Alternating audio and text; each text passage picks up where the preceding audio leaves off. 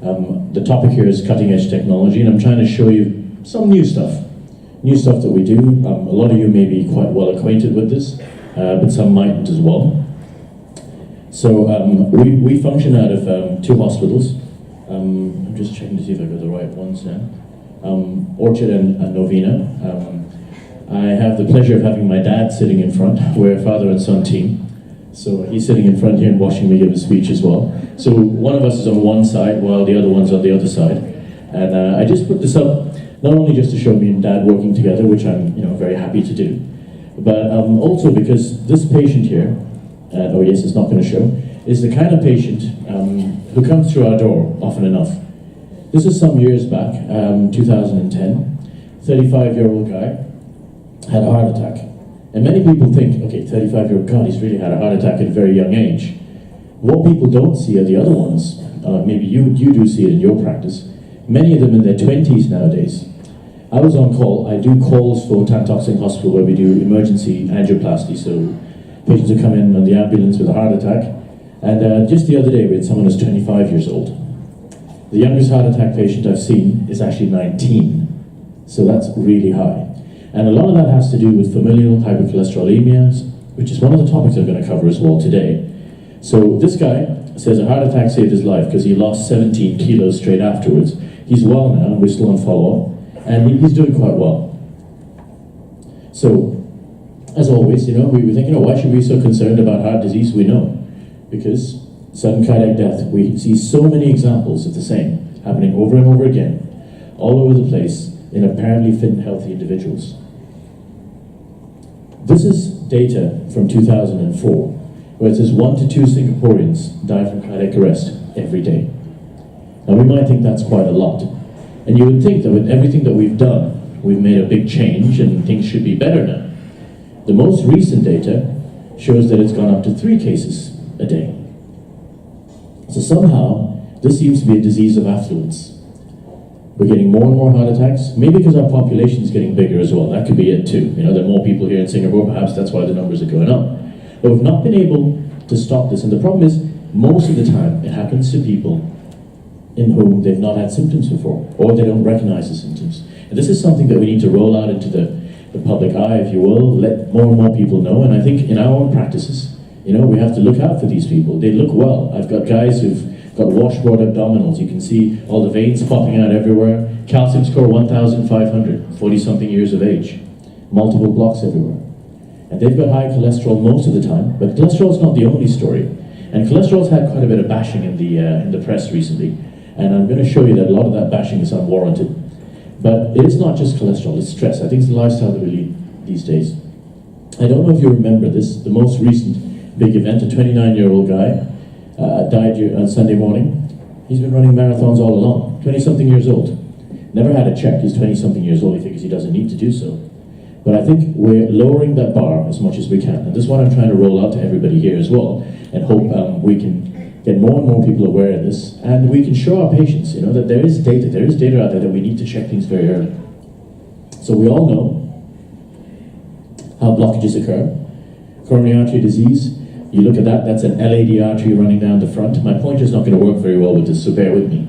And you can see how cholesterol plaque builds, and you all know the pathophysiology. You know that the plaque builds, there's a clot building on top of it, and what a lot of people don't realize is 20% plaque can rupture and cause 100% block within seconds. And our patients need to know that as well. And this is what we need to impress upon them too. And then if they've got high cholesterol, they've got a little bit of block in their CT scan, that doesn't mean that they can leave it alone. You don't need to stent it, but you need to go on medication. Going on a statin will reduce your risk 50 to 60% straight off the bat. And that's something we have to remember. So we all know the risk factors. One of the most under-recognized risk factors is the one right at the bottom, obstructive sleep apnea. Many of our patients have this. You ask 50% of the patients walking through your door, they're probably snoring. So we need to look out for things like that. Sleep tests are easy, you can do it. They can do it in their own home. Any of you can order it, and you get results and you can refer it on. So we do it from our clinic as well. But once again, coming back to the cholesterol story, there's a lot of bad press about cholesterol. A lot of WhatsApp messages, and I'm sure all of you are probably sick and tired of having to try to explain to your patients that they shouldn't be reading all these messages over and over again. There are some side effects from cholesterol tablets, but cholesterol is the biggest cause, and more data is showing that the lower your cholesterol, the lower your risk, the longer you're exposed to a high level of cholesterol, the longer you're exposed, the higher your risk. So once they have cholesterol from an early age, they need to get that down and go on a tablet early enough, or they will get a higher risk of heart disease. If you look at the numbers I put up here, this is what we see in our usual lab report. LDL less than 130.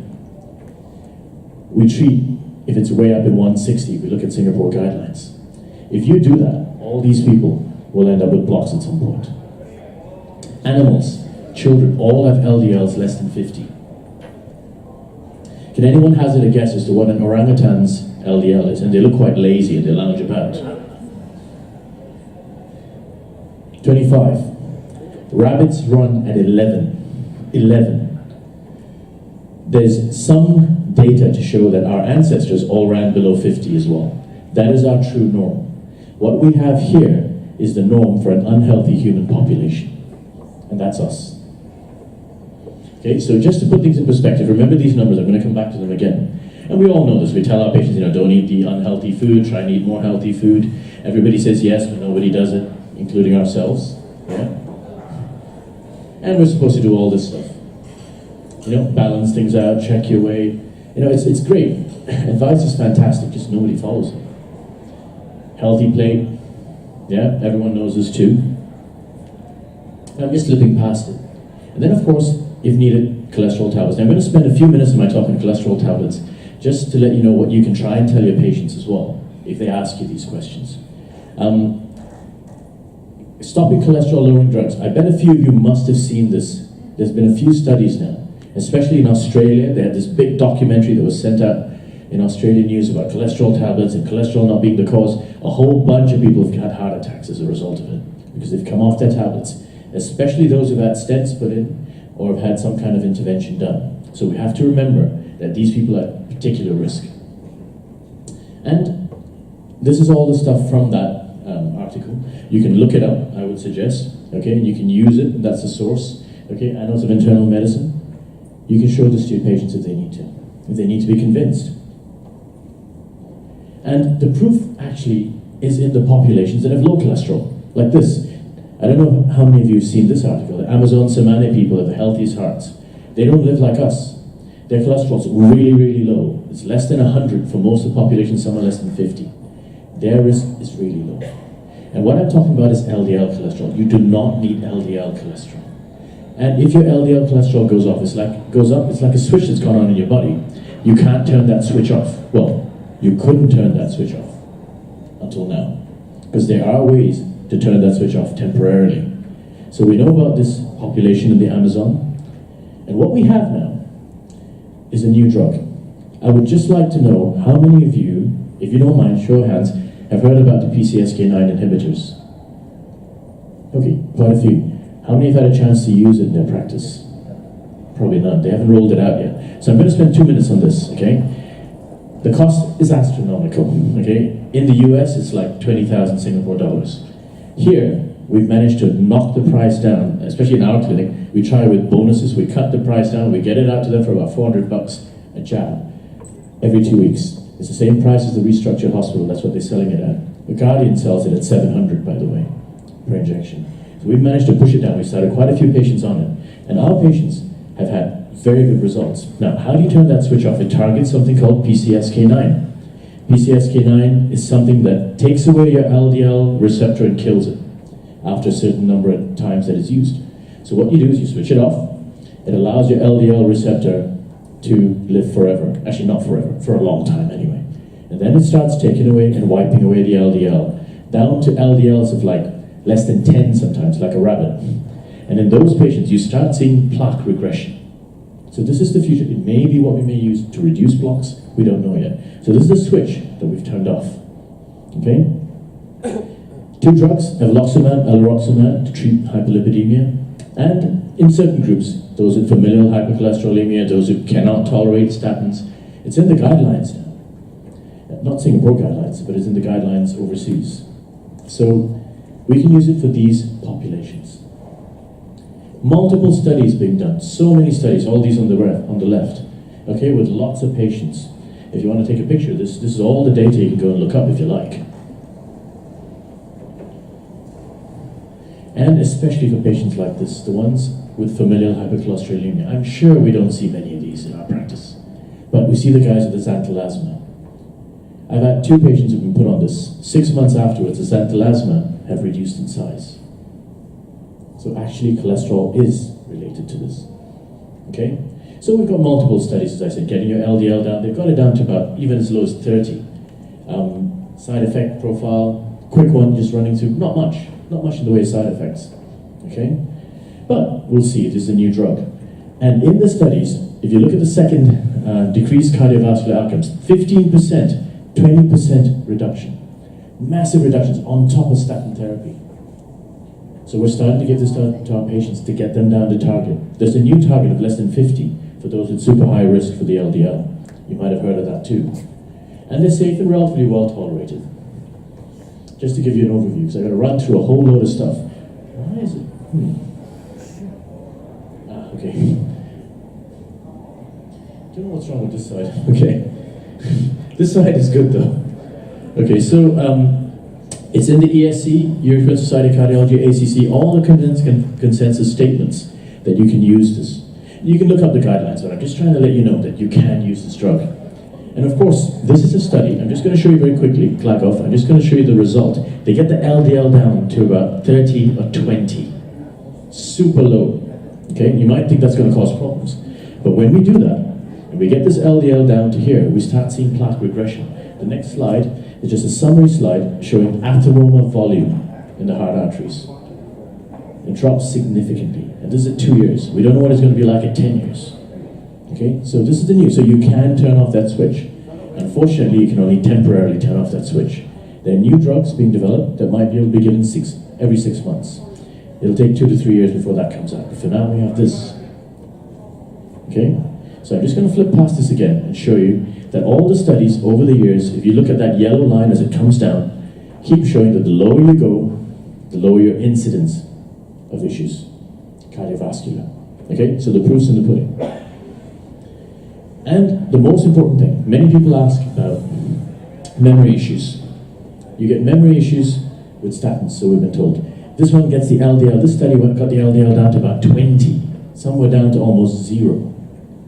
And in this, there was no evidence of cognitive issues, a battery of cognitive tests. So you don't need your LDL. Okay? Not convinced. There will always be anecdotal stories of people having issues like this. But some of the studies giving placebo achieve the same effect. You just have to tell the patient they're on a statin, and their memory goes down. Okay? So, how do you give it? Just give an injection, it's a pen. Almost painless, simple. Because nowadays they've got good stuff that they can use. We go back to here. So what is your target? It's now less than 50 for most of our patients. It's not in the guidelines. It's not in Singapore guidelines. It's in the Australian, it's in the Taiwanese, it will be in the American ones fairly soon. So, we screen for cholesterol. What else do we need to do? Okay, we can't just address the cholesterol issue, just one risk factor. So, the most important thing I tell all our patients is go and see the proper healthcare individual. What patients do nowadays is they do a health screen on their own and they don't go through the result with a doctor. I don't know how many of you have seen this. So many patients don't go through it with the doctor. You know, so you need to see somebody who can do the stuff for you. You need to interpret the results. Because what we have is Dr. Google. So they go to Google and they interpret their results themselves. And then they read the wrong stuff. So we need to do all these tests as necessary, and we need to impress upon them that we live in special times. Time magazine, forgive the pun. How to stop a heart attack? Yeah, that's what we're talking about. You want to stop these things happening. Heart attack, stroke, all same pathology.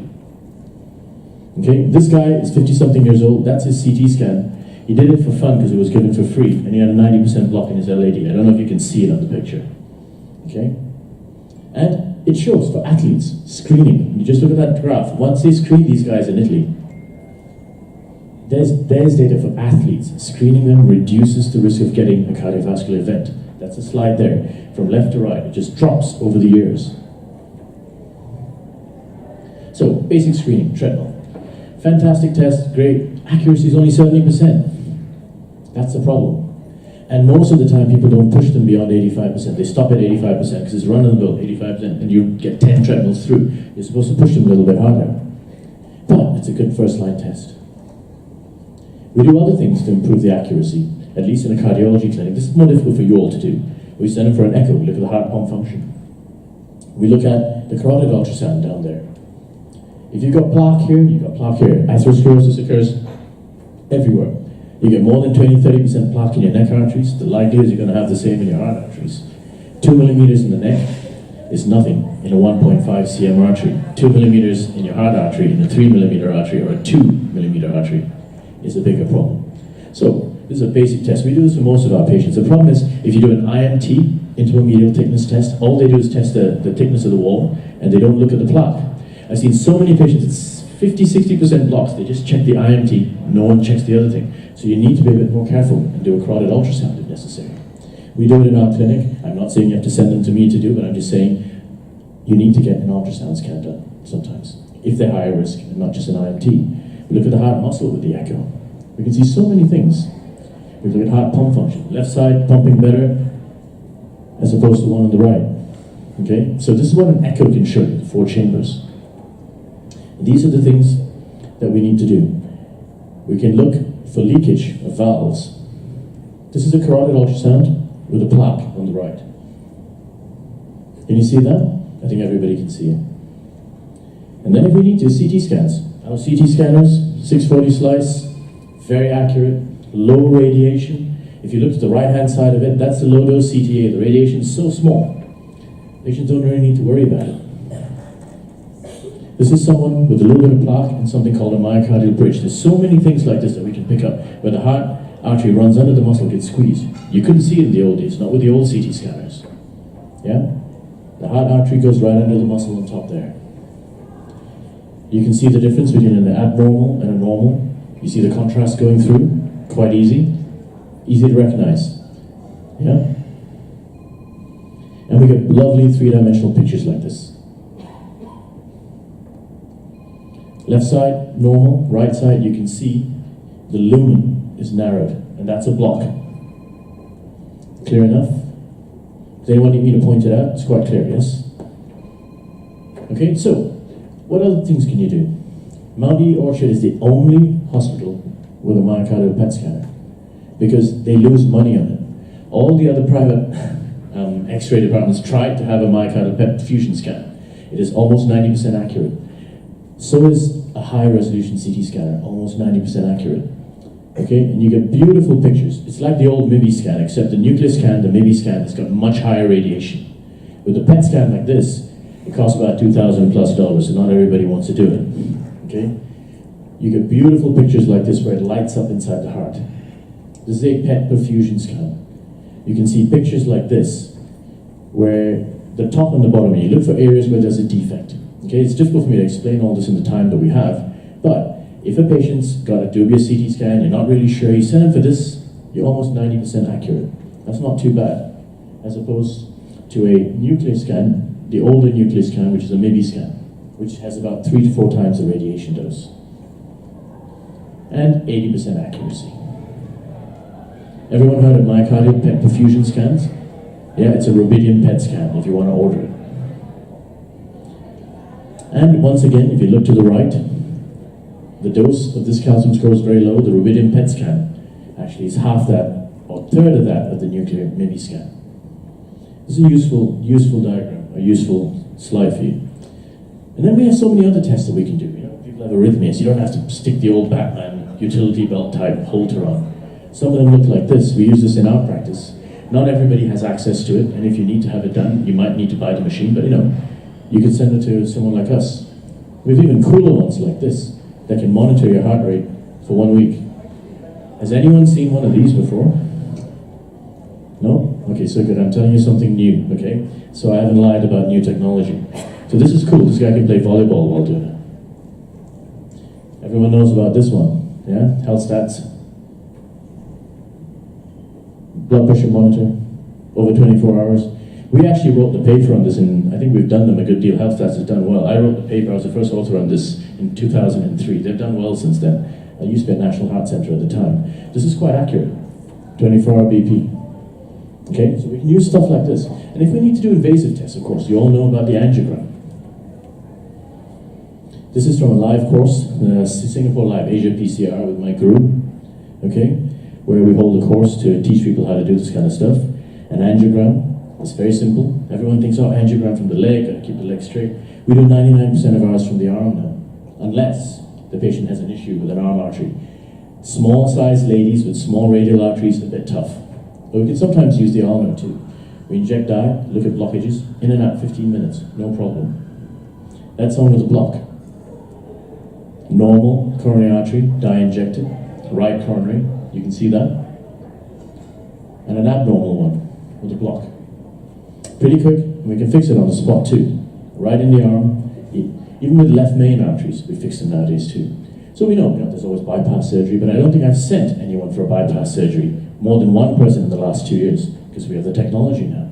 Because most patients like this guy, they don't want to go in, they don't want surgery. So we call angiograms and angioplasty a procedure. It's easier for them. We use high-tech labs like this with great pictures like this, and fix it for them. So for angioplasty, you pass the catheter up the arm, pass the balloon through, same time. Patients always ask you, do you leave the balloon in? So they'll always come and see us, and then they'll hold off, they'll go back to you and ask you about the procedure. So it's good for you to be able to explain it to them, because half the time they will, because you're the one they trust. They've only met me once, all right? They met all of you, you've been looking after them for years and years, so you can explain all this stuff to them too. So I thought it's useful to put this in. Balloon, and then you stick a stent in. The stent is needed to hold it open most of the time, although now we have certain balloons with drug on them that can keep the restenosis rate quite low. Radial, right there, radial artery, very easy, in and out. The old route from the leg, new route from the arm. Most of us are doing it, well, the newer generation anyway, doing it from the arm most of the time. But around the world, it's still 70% femoral for the leg. But we've been pushing it in Singapore quite a bit. And that's all you get at the end of it. Local anesthesia, no GA, no nothing. So we try to explain that to our patients. Once again, balloon. That's it, in real time, with a balloon over the wire. You leave a stent in. You can see that. And it looks like that. It's just a little wire mesh. And that's what it looks like. And all the time, nowadays, 100% of the time we're using drug-eluting stents. You don't need the old metal stents anymore. Okay? We have bioabsorbable vascular stents too. I'll talk to you a little bit about that in a short while. But 100% blocks. Whether it's a heart attack, whether it's chronic, we can get a wire through it these days. Or we can open it up with quite good success. And you can see the difference. And this patient, I don't know if you can see it on the left-hand side, where I've highlighted, which we've opened up. They couldn't bypass it. So everyone thinks, oh, you go for bypass, you're fixed. Do you know that 50% of bypass grafts close off at 10 years? We end up stenting them afterwards. With current technology, we're able to open up 100% blocks like this, where the arteries can't even be seen. This is this guy 4 years later when we did a relook angio. I don't know if you can see where we circled, and the difference. No artery to fully open artery. And of course, this bypass, I'm not saying bypass doesn't need to be done. There are definitely patients who would benefit from bypass surgery, and we do recommend it. But most people turn it down because they've read about angioplasty, so we end up stenting their left mains. Okay? This is the most important recent trial that we had, something called Excel, that shows left main stenting and bypass surgery, and that there's an equivalency in outcomes. I don't know if any of you, has anyone heard of this trial? Some must have, perhaps not. Maybe only interventionists talk about it. Unprotected left main disease, and what you get out of it, I mean, there's 2,900 patients, quite a bit, and what you see is death, stroke, MI similar, statistically proven on this study. So we're stenting a lot of left mains now, but you need to do it with the right technology. And that's what I'm going to show you in the next 5 minutes. We make sure that we visualize it properly and have a look at it. Bioabsorbable vascular scaffolds, resorbable bioabsorbable stents. They've been taken off the market because the data has not been all that great, but we've had multiple patients put on it. I've not had one patient with a problem yet for the last 3-4 years. But in the 1980s, we didn't have anything else except bypass surgery. Bare metal, drug-eluting, then the latest generation, bioabsorbable scaffolds. So we're using them, but in selected patients. This is what they look like. And if you look at the artery on the right-hand side, what you see inside of those white things inside it, they dissolve and go away after about 3 to 4 years. I don't know if you can see it, and I'm afraid to touch this in case I mess it up. Oh, I did. Okay. And this is a CT scan on the left-hand side of a patient with an LAD stent, CT scan with the biaxial vascular scaffold, and all you see are 2 markers. So we don't need to re-angio them. With the current 640 slice CT scans we have, we can look inside stents. It's not like the old days. That's just how the stent's put up. And it's quite simple, okay, to explain to your patients. Pop it open, and then it dissolves and goes away. But only for selected patients. I still tell them metal is done, FFR done, pressure wire done, okay? And then decided not to proceed with stenting, although the percentage they say 70% or 75%, because you look at flow dynamics as well. Okay, so more than 0.8 normal, and less than 0.8 we think about fixing it. You must have seen it. There are reports coming back from a lot of hospitals now. We use it in private practice, not so much in private practice nowadays, but we do use it quite a bit. But a lot of government hospitals, you see it in all the reports. We use IVUS, intravascular ultrasound, to look at the inside, characterize the plaque. What you see inside there is a wire in the center, and then the plaque around it. But we've gone beyond IVUS even. Nowadays, we have special things called OCT, optical coherence tomography, where we use light rays. It's like sticking a little light or a lamp inside the artery. It's like a camera. Has anyone heard of this? I would love to see. Nobody. Okay. Probably someone has. And the great thing about this is if you look at this, the center picture, angiogram, is not as clear as when you start using imaging inside the artery, intravascular ultrasound, and the other one's using OCT, optical coherence tomography. What you see inside is the intima, you see the plaque. What you see is the Mona Lisa in color. And then we can see whether we've put the stents in properly. This is a patient, if you look at the second picture from the left, a patient who had a stent thrombosis. We used OCT and looked inside and found out, and what you see there, okay, is the stent sitting on the inside is not touching the wall. Can everyone see that? I would love to show it to you, but if I touch it on this, I'm afraid this will move again. She says no, okay. Inside, what you see is a ring and an outer ring. So whoever implanted that stent did not push it open. It looked okay on the angiogram to them. That's why you get stent thrombosis. We use this now to maximize results. Minimize restenosis. Our restenosis risk is so low nowadays, less than 5% if you use the right techniques. And this is it in real live motion, looking at the inside. Quite impressive, huh? If you think this is impressive, wait till you see the next slide. We can use 3D real-time reconstruction and look at the inside of the artery. What you see there in white is a stent. You can see it sticking against the wall. The lower picture at the bottom is the longitudinal view. So if anyone ever asks you about OCT, or you see in a report that comes to you, I use this in my practice most of the time, right? But if anyone ever asks you about this, you know what it is. This is pretty cool stuff, no? That's why we like playing with our toys. And what you can see is if it's touching the wall.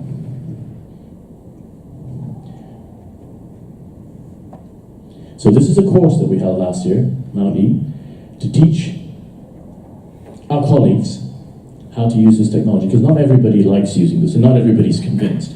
We have more people coming on board now. But it's new technology, it requires new training. So this is a course that we held in Mount E last year. There's a live case, so we did a live case. You can imagine the stress of doing a live case.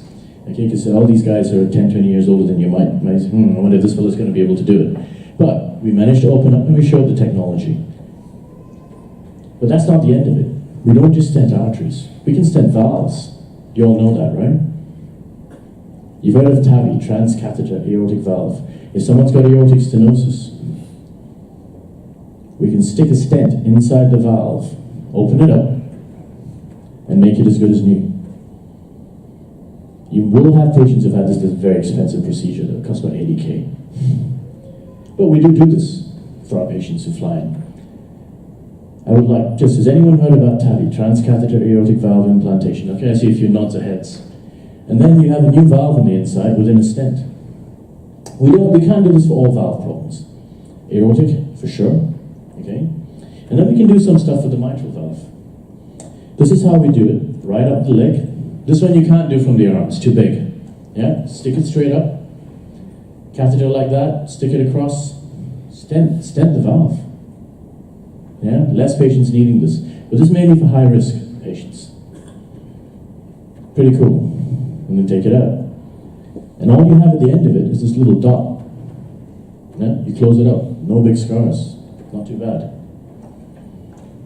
For mitral valve, there's something called MitraClip. You stick a little clip on and close the orifice. Also percutaneous, also without open heart surgery. These are the things that we can do nowadays. A lot of new technology. Okay, so I've gone through, I think this is like a cardiology 101. I thought I'd just throw everything at you at the same time. Was it too much? No. More fun, right? Not so many words, yeah? More pictures, moving pictures, okay. But this is what we can do these days. And this is what you're going to see happening over the next few years if you haven't seen it already. Because this is the future. It's getting more and more minimally invasive. There's better screening tests available, and I've shown you some of that. There's better treatments available that can even cause plaque regression to some degree.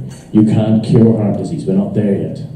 There's a vaccine being created, you might have read about that too, but even that vaccine only lasts 6 months. It's 6 monthly injections to reduce cholesterol. Because cholesterol is one of the biggest issues. But we have fantastic new equipment. We live in a great age where there's so much cool stuff out there that we can use for our patients, right? And when they hear about it, they come over, they fly from all over the world to do this, yeah? Okay? And we get to reduce the risk for people like this guy over here, and for those who are younger. And there's one thing to, people always ask me, when should we start checking our first cholesterol? I tell them, you got teenage kids, check them when they're mid-teens. You'll know whether they've got a familial predisposition. If you did, you know it's good, it's fine. Next 20-something years of age, you can. Yeah? But after that, our risk keeps going up because we're leading a modern lifestyle. Things are very different. So this is what we can impress upon our patients, and I hope I've shown you some interesting stuff. Thank you very much.